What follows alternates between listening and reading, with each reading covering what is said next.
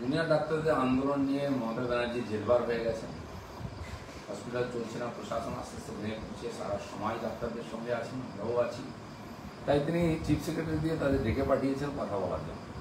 কথা বলতে আপত্তি নেই, কথা বলা হোক এবং তারা ডিউটিও জয়েন করবেন, কিন্তু তারা কিছু কন্ডিশন দিয়েছে। তার মধ্যে তারা কতজন যাবেন, কতক্ষণ কথা হবে, এবং মাননীয় মুখ্যমন্ত্রীকে ওখানে থাকতে হবে এই কথাও বলেছেন। এবং তাদের সঙ্গে যে কথা হবে সেটা লাইভ টেলিকাস্ট করার জন্য ওনারা দাবি করেন। এর মধ্যে আমরা কোনো অসঙ্গতি দেখছি না, কিন্তু মমতা ব্যানার্জি সব রাজি, লাইভ টেলিকাস্ট চলবে না, কারণ তাদের সঙ্গে কি কথাবার্তা হবে সাধারণ মানুষের জানার অধিকার আছে। নাহলে এটা নিয়ে ভুল বোঝাবুঝি হবে, রং মেসেজ যাবে। তারা ঠিকই বলেছে, মমতা ব্যানার্জি ভয় পাচ্ছে না কারণ লাইভকে। বিধানসভায় যখন চর্চা হয়, যেদিন উনি ভাষণ দেবেন সেদিন লাইভ হয় আমাদের টিভিতে, আর কোনো চর্চা, কোনো আলোচনা, ডিবেট ওখানে লাইভ হয় না। মমতা ব্যানার্জি সেদিন লাইভ করবেন যেহেতু উনি ভাষণ দেবেন।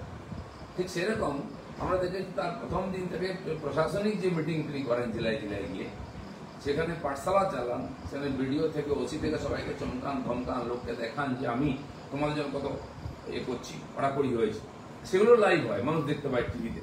তাই ডাক্তারবাবুরা যারা এতদিন আন্দোলন করছেন তারা ফার্স্ট ক্লাস সিটিজেন, তারা ডাক্তারি পাস করা সম্মানীয় নাগরিক, নিষ্ঠার সঙ্গে কাজ করছেন। তারা যদি মাননীয় মুখ্যমন্ত্রী নির্বাচিত, তিনি প্রধান সরকারে, তার সঙ্গে কথা বলতে চান, আর সেটাই যদি মানুষ দেখে, ভয়ের কারণ কি আছে? আমার মনে হয় ভয় এটাই যে তাদের কিছু এমন প্রশ্ন হবে যেটা উনি উত্তর দিতে পারবেন না। উনি যেগুলো লুকাবার চেষ্টা করছেন, যাদেরকে বাঁচাবার চেষ্টা করছেন, সেই প্রশ্নের সম্মুখীন হতে উনি অস্বস্তি বোধ করছেন। তাই তিনি ডাক্তারদের সামনে যেতে চাইছেন না, তিনি লাইভ চাইছেন না। আজ হোক কাল হোক আপনাকে আসতে হবে এবং পাবলিকের জবাব দিতে হবে।